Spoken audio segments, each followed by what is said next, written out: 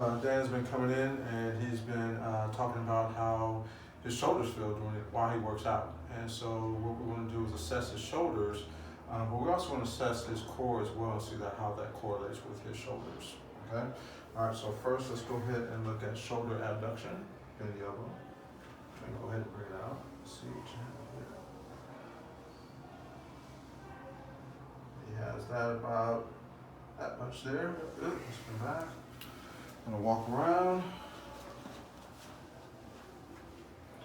Let's check this side here. Come out. And he has less on this side, okay? So he's maybe a little bit about 110 degrees of abduction here.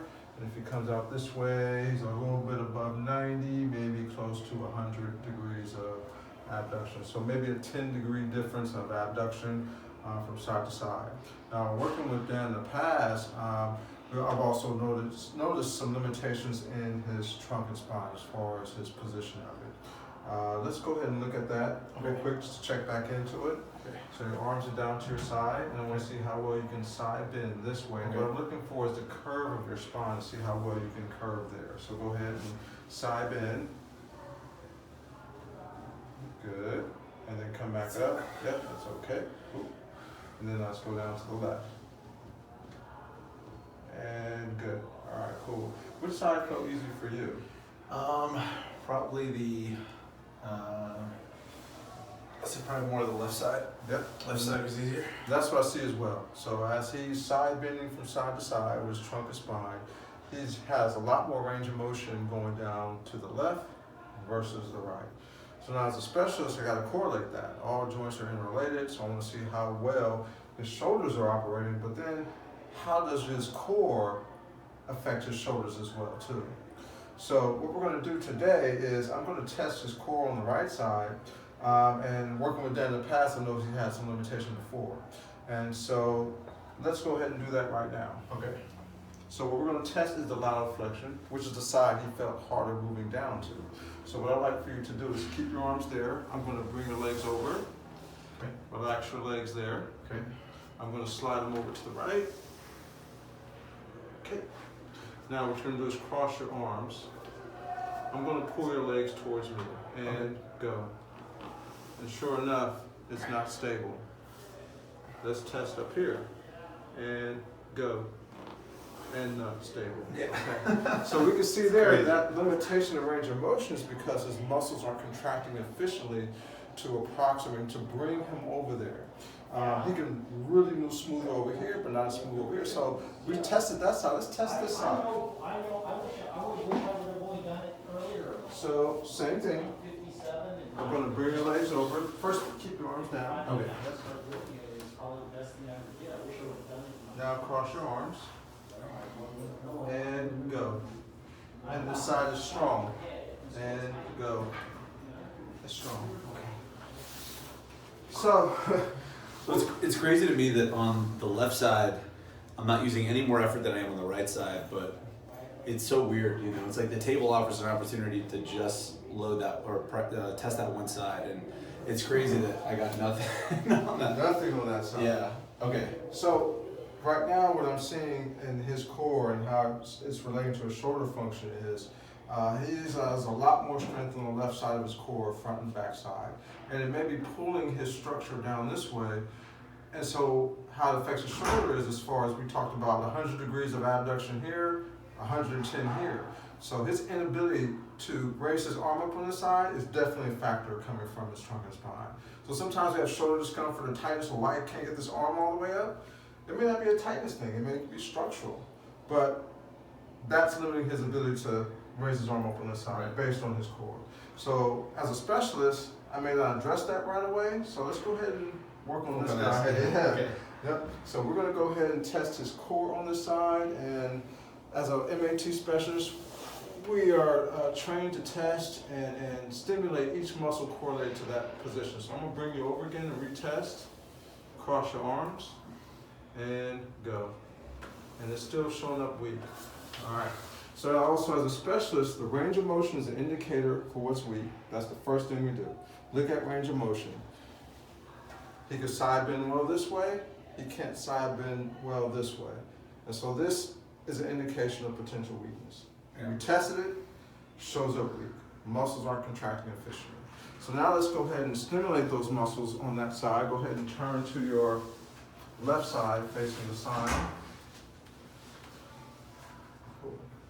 And then also thinking as a specialist, we are trained to know each muscle's mechanical ability at each joint.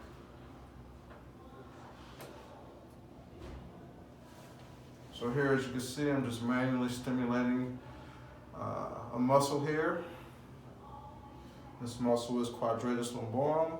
That has the mechanical ability to allow reflection to for him, the right side.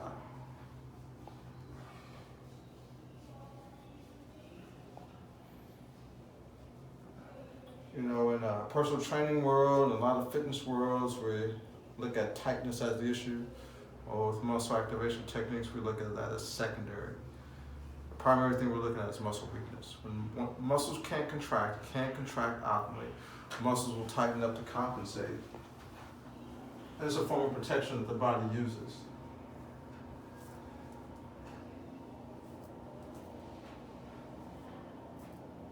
All right, turn my face up. So now we're going to test. And these are the MRT principles. We check range of motion as an indicator of potential weakness. We test that position, and then now we stimulate it manually. Now we're going to retest to see if we have activation. I'm going to slide arms back down to side again so we can set it up the same way. Let's bring the legs over, cross your arms. You're going to push your legs to the right and go.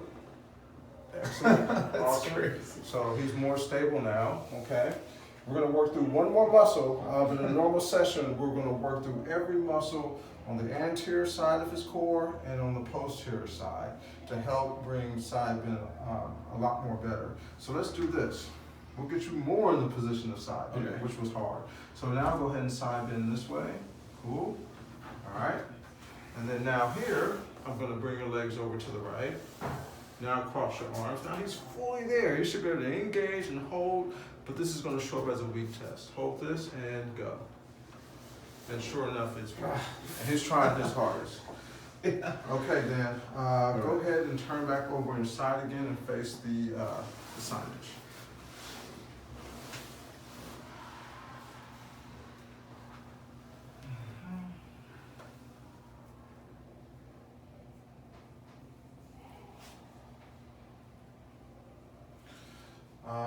How I got into MAT was I was training clients and they would have, say I introduced an exercise to them, let's say the lunge. One side they would do really well on one leg. The other side they couldn't do it really well. And I would give the best cues. I mean, I was a cue guy, like to a T. And no matter how great my cues were, the client couldn't execute the exercise. She just couldn't, or he or she couldn't connect. And then another story, I had another client where he had a tight adductor muscle. I would stretch him, foam roll him, put him on the power play for an hour. He felt great briefly, but that same tight muscle kept coming back. And so I used to always scratch my head, like, why is this happening? I always would question the muscle system. Well, why can't this muscle contract well so they can control the exercise better? Well, why this muscle is not releasing every time I stretch it or foam roll? And then I got introduced to muscle activation techniques, developed and created by Greg Roskopf. He's the biomechanics consultant for the Denver Broncos. And he said that tightness was secondary to weakness. And so when I went back, I learned this technique, I went back to my clients and applied it to them. I started seeing my clients' lunge get better because that lunge on one side that she couldn't do it well, where the cues weren't working, it was because her hip was weak, which was not allowing her to exercise appropriately, turn my face up. And that tight adductor that my client had, it's because he had a weak hip abductor. And when that got strong, his tight adductor went away. Okay, I'll scoot back up just a little bit, right there. Side bend to the right. Good. I'm going to bring your legs over again, relax. Okay. Cross your arms. Same test, hold that, and go. And he's contracting. Solid. Rest. All right, so a normal session will be an hour, and just for time's sake, I like to check the range of motion again, just to see if the work that we've done on the trunk and spine so far has had any influence on his shoulder, moving into abduction. So let's bring it out. Go ahead and bring it out. Keep going, keep going, keep going. And now we got crazy. It's even more. It's probably about 120 degrees. Bring it out. One more time, let's check this side. Let's see if it's symmetrical. Awesome. So traditionally in sports world, therapy world, we would see this limitation and say, oh, we gotta stretch it.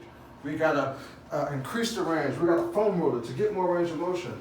Where that wasn't the issue. So MAT, we like to get to the root of the problem.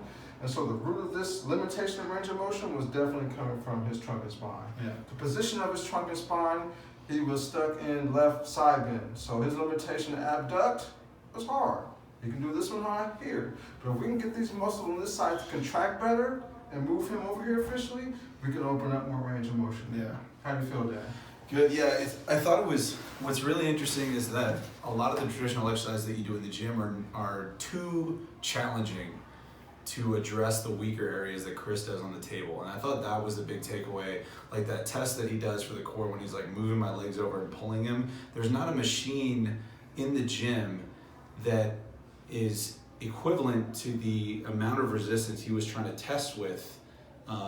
Even a 10-pound plate doing horizontal abduction would be too much, to say that that's kind of an adequate representation of how strong it is. And I think when people are in the gym, they have more opportunity to use their stronger muscles to get things done. And it's not until you're kind of flat on a table here and testing things immobily and just isolating one thing that you kind of get that insight. So it's totally kind of changed how I view muscles and how we assess clients. And so I just want to thank Chris for being a part of the show, and we're really excited to see him there on May 11th. So when you come by to the show May 11th, stop by Chris's booth. He'll be right there in front.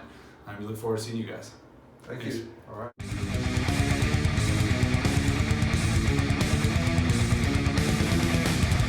How you doing? My name is John Sikoris, and this is Sharice Sikoris, and we're the owners of Titan Medical Center.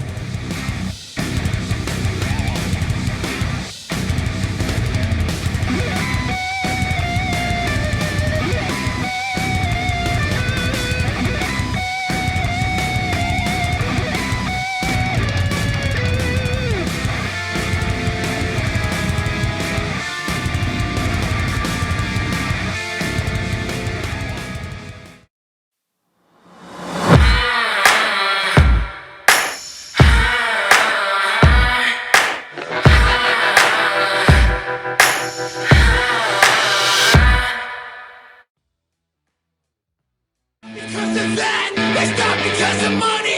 Works in my blood and I'm killed because I'm hungry.